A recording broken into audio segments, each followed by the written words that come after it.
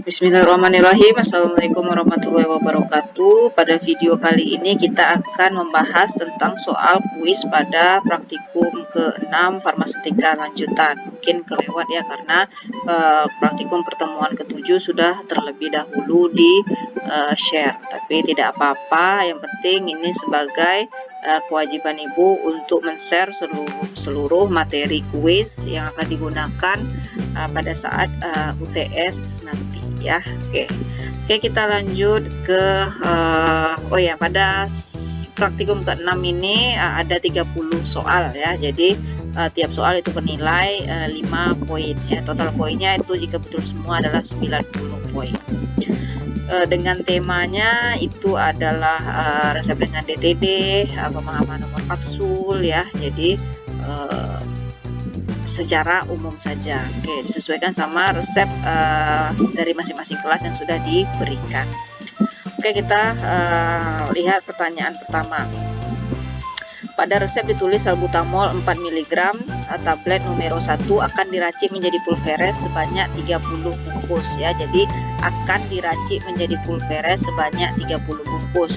Jika di apotik kadar yang tersedia 2 mg per tablet, berapa tabletkah yang akan digunakan untuk resep tersebut ya.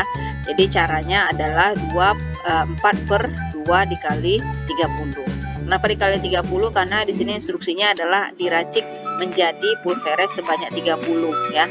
Diracik menjadi pulveres. Jika diracik untuk 30 pulveres, untuk sebanyak 30 pulveres baru dia tanpa DTD. Jadi kalau dia menjadi pulveres sebanyak 30 berarti dia pakai DTD, dan jawabannya adalah 60 tablet ya. Oke, kita lanjut pertanyaan ke 2. Salah satu pertimbangan untuk mengusulkan penambahan DTD adalah dosis lazim dari obat. Mengapa demikian ya? Penambahan DTD adalah dosis lazim dari obat. Mengapa demikian? Oke.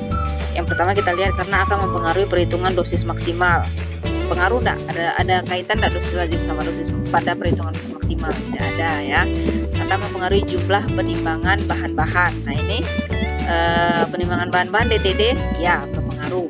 Karena akan mempengaruhi cara membagi serbuk, tidak ada pengaruh. Karena akan mempengaruhi penimbangan satu persatu, tidak juga ada pengaruhnya. Timbang satu persatu itu berkaitan dengan golongan obatnya, narkotika. Kemudian jika DM-nya lebih dari 81% ya.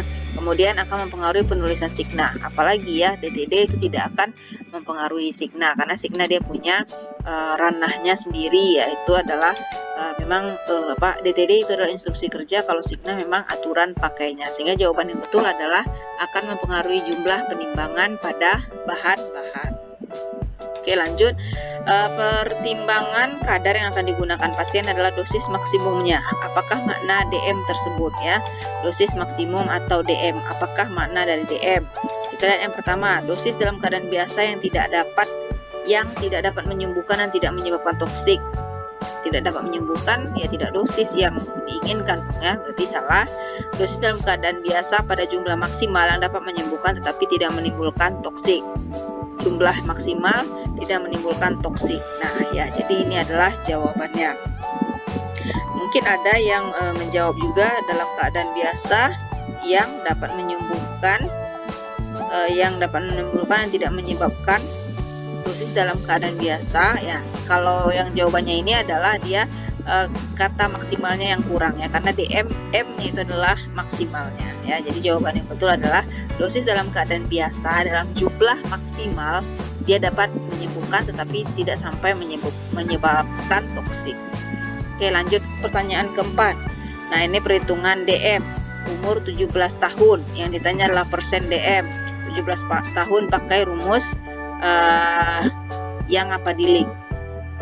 Rumus di-link ya, yang N per 20. 17 per 20 ini langsung ke persen DM ya, dikali 1000, sehingga ini jawabannya adalah yang C, 23,53%. Jadi dicari dulu untuk DM satu harinya, 17 per 20 dikali 1000 hasilnya. Nanti untuk dicarikan ke persen DM, 2 dikali 100 dikali 100% per DM satu harinya tadi. Ibu harap untuk DM ini jangan sampai khilaf-khilaf lagi, karena kalau dibilang boring ya pasti boring, tapi boringnya itu betul gitu ya. Jadi jangan sampai boring tapi boring karena tidak paham sama sekali ya. Oke, kita lanjut soal kelima. Berapakah persen DM diazepam? Nah, oke, ini adalah untuk persen DM umurnya dewasa 27 tahun, berarti langsung saja mencari persen DM-nya tadi. 2 dikali 4 mg per 40 mg dikali 100%. Jawabannya adalah 20% ya. Jawabannya adalah 20%. Oke, lanjut. Didapatkan bobot seluruh serbuk 2,229 gram yang akan dibuat menjadi 20 kapsul. Nomor kapsul berapakah yang akan digunakan? Jadi ini caranya 2,229 itu per 20, hasilnya itu dibagi 65 gram, kemudian 7 dikurang berapa hasilnya tadi ya. Mungkin bisa dilihat pada link di atas untuk cara perhitungan nomor kapsul, sehingga jawabannya adalah 5, ukuran kapsul nomor 5 ya, ukuran kapsul nomor 5. Oke, lanjut ke pertanyaan ke-6. Setelah menentukan nomor kapsul yang akan digunakan, dapatkan kapsul nomor 0 yang akan digunakan. Deskripsikanlah makna nomor kapsul tersebut. Nomor 0 ya.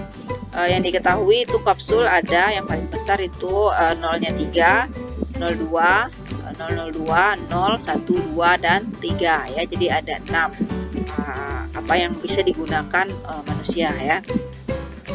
Nah, sekarang yang 0 dia berada di tengah, artinya adalah apa? Kita lihat opsinya satu persatu. Kapsul dengan nomor kecil yang mengandung jumlah serbuk besar.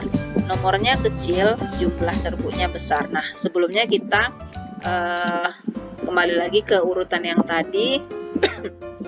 0 yang 3 di sebelah kiri, kemudian 3 yang di sebelah kanan, mana yang lebih besar?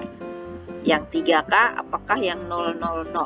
Jawabannya adalah semakin ke kiri itu semakin besar jumlah serbuknya dibandingkan dengan yang ke kanan. Berarti 0 itu ada di tengah ya, termasuk dia bagian yang besar. Nomor kecil, apakah nomornya kecil? Tidak ya, jadi 0 itu masuknya ke nomornya yang mungkin nomor kecil tapi dengan jumlahnya besar ya. Ini bisa jadi betul. Kita lanjutkan dulu. Nomor besar yang mengandung jumlah serbuk kecil. Ini tidak logis ya. Yang jelas dia pasti nomornya besar ini logis ya. Nomor besar yang mengandung jumlah serbuk kecil ya. Ini betul juga. Kemudian kapsul dengan nomor besar yang mengandung jumlah serbuk yang besar juga, ini juga logis. Kemudian nomor kecil yang mengandung jumlah serbuk kecil ya, ini juga betul. Kapsul dengan nomor kecil yang mengandung jumlah serbuk yang sama banyak. Nah, ini yang tidak masuk ke pemahamannya tadi. Jadi untuk jawaban soal nomor 6 ini adalah kapsul dengan nomor besar yang mengandung jumlah serbuk yang besar. Jadi 0 itu masuknya adalah ke nomor kapsul yang besar ya. 1, 2, 3 itu nomornya kecil. Oke, kita lanjut ke pertanyaan ke-7. Seorang pasien datang ke apotek membawa kopi resep dengan tanda tutup resep DIT. Kemudian ia meminta kembali resepnya. Apakah yang akan saudara sebagai TTK, seorang TTK berikan ya? Fotokopi dari resep aslinya dengan menambahkan tanda DET. Fotokopi atau asal ada fotokopi itu pasti jawabannya salah ya. Salinan dari resep aslinya tanpa penambahan DET ini juga salah. Namanya kopi resep, dia artinya sudah dikerjakan, sudah diberikan, sudah detur. Salinan dari resep aslinya dengan menambahkan tanda DET. Nah, ini yang betul ya. Jadi jawabannya adalah yang D.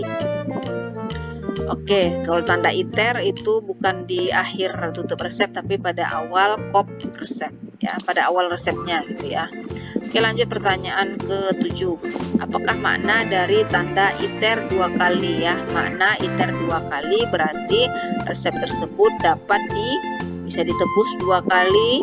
Salah ya, bisa ditebusnya itu sebanyak 3 kali atau bisa diulang sebanyak 3 kali. Oke. Lanjut ke soal selanjutnya nomor 9. salah. Diketahui bobot seluruh serbuk 9.755 mg yang akan dibuat menjadi 30 kapsul. Nomor kapsul berapakah yang akan digunakan? Ini juga masih sama dengan soal sebelumnya, perhitungan nomor kapsul. Jadi nomor kapsul yang digunakan adalah nomor 2. Oke, lanjut pertanyaan ke-11 lagi ya. Apa alasan mengusulkan penambahan DTD? Nah, jadi ada di kelengkapan resep farmaseutis itu ada usul penambahan DTD. Pertanyaannya adalah kenapa diusulkan bertambah DTD? Karena kadar satu bungkus kecil dari dosis lazim, ya betul, karena kadar zat aktif terlalu besar. Kalau zat aktifnya sudah besar ditambahkan DTD tambah besar dong. Karena jumlah tablet pada komposisi resep terlalu kecil, jumlah tablet pada komposisi resep terlalu kecil. Bisa jadi karena kadar zat aktif lebih dari 100%.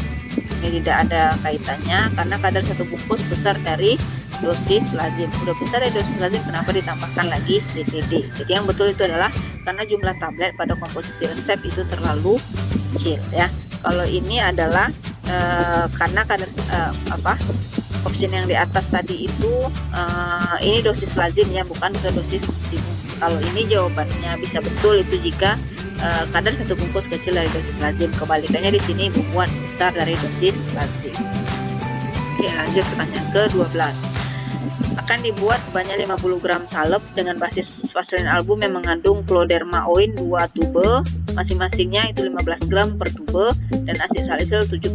Berapakah bobot vaselin yang vaselin yang akan ditimbang ya? Jadi total salepnya itu adalah 50 gram. 50 gram yang sudah ada itu adalah 30 gram, asid salisilnya 7%. Berarti nanti tinggal dikurangi saja, 50 gram dikurang 30 dikali dikurang nanti 7% dari 50, sehingga jawabannya adalah 16,5 gram ya. Ini juga perhitungan sederhana berapa sisa bagian basis yang akan ditimbang dari keseluruhan bobot sediaan yang sudah diketahui. Oke, lanjut ke pertanyaan ke-13. Diketahui isi Inerson Cream 2,5 mg per gram dengan bobot per tube 15 gram. Jika pada resep diminta Inerson 5 mg per gram, berapa tubekah Inerson Cream yang akan digunakan? Per tubenya itu tertera 2,5 gram per gram. Bobotnya 15. Jika pada resep diminta Inerson 5 mg per gram, berapa tubekah? Nah, ini jadi sama dengan perhitungan berapa yang diminta per berapa yang tersedia dikali seluruh serbuk ya, kalau kita akan membuat racikan serbuk ataupun kapsul. Sekarang ini adalah kondisinya dia semi solid, jadi ini per tubenya. Jadi 5 per 2,5 dikali 15 gram, sehingga dapatnya adalah 2 tube ya. Yang tersedia 2,5, ini minta 5, berarti kan perlu 2 tube untuk bisa cukupkan jadi 5 gram. Lanjut ke pertanyaan ke-14. Nah, pertanyaan DM ya. Jadi ini mudah-mudahan tidak ada yang salah lagi untuk 9 tahun ya, hanya mengulang saja lagi. Lanjut ke ini juga untuk 21 tahun DM dewasa, jawabannya adalah 50% ya. Oke, kita lanjut. Ini usia 9 tahun, persen amitriptilin, ini jawabannya adalah di 22,2%. Lanjut lagi. Oke, ini 21 tahun. Jadi ini hanya divariasikan saja signanya, umurnya, kadarnya ya. Oke, ini jawabannya 10%. Oke, kita lanjut lagi ke soal selanjutnya. Anda menerima kopi resep dengan tanda ITER 3 kali ya, ITER 3 kali.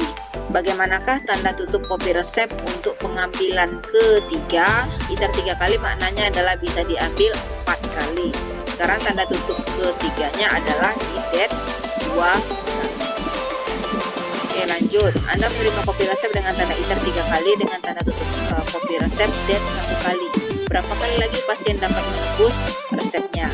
Det 1 kali. Berarti tadi ITER 3 kali dia bisa ditebus 4 kali, sudah det 1 kali, berarti dia sudah diambil 2 kali, berarti sisanya adalah 2 kali lagi. Ya. Lanjut. Anda menerima kopi resep dengan tanda ITER 3 kali. Apakah makna tanda tersebut ya? Ini sudah ulang-ulang pada dua pertanyaan di atas, berarti jawabannya adalah resep dapat ditebus sebanyak 3 kali di luar dari resep aslinya ya, sebanyak 3 kali di luar dari resep aslinya, jadi totalnya adalah 4 kali.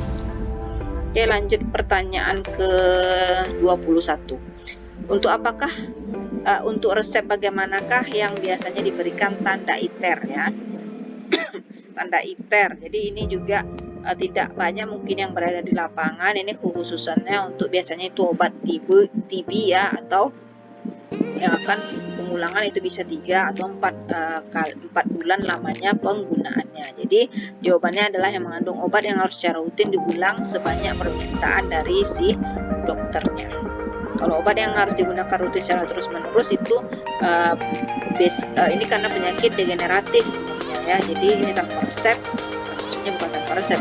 Umumnya dokter tidak akan menuliskan tanda ITER ya, tapi dengan konsul cek misalnya tensi gitu ya, tensinya sudah normal atau tidak, atau gulanya sudah normal atau tidak. Kalau masih belum ya silakan terus dilanjutkan konsumsinya. Atau kalau untuk geriatri ya karena memang fungsi tubuhnya sudah berkurang, jadi perlu penyangganya itu adalah obat, makanya perlu dikonsumsi secara terus-menerus. Lanjut pertanyaan ke-22. Sebagai seorang TTK pada suatu apotek, Anda menerima kopi resep racikan semi solid yang mengandung clindamycin HCl.